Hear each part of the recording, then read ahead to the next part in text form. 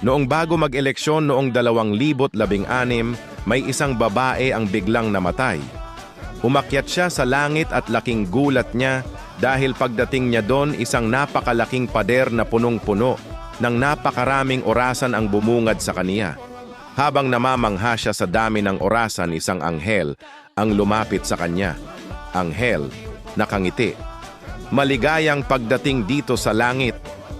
Babae, salamat.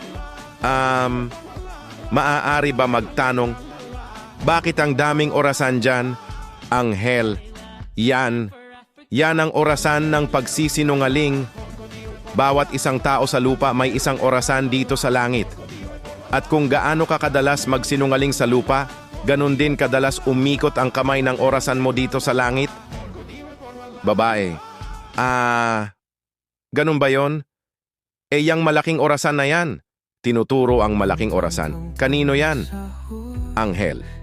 Yan ang orasan ni Santa Teresa. Kahit kailan hindi pa gumalaw ang kamay ng orasan na yan. Kaya ibig sabihin ni kahit kailan hindi pa nagsinungaling si Santa Teresa sa lupa. Babae. By the way, asan pala ang mga orasan ng mga tumatakbong politiko doon sa amin? Anghel.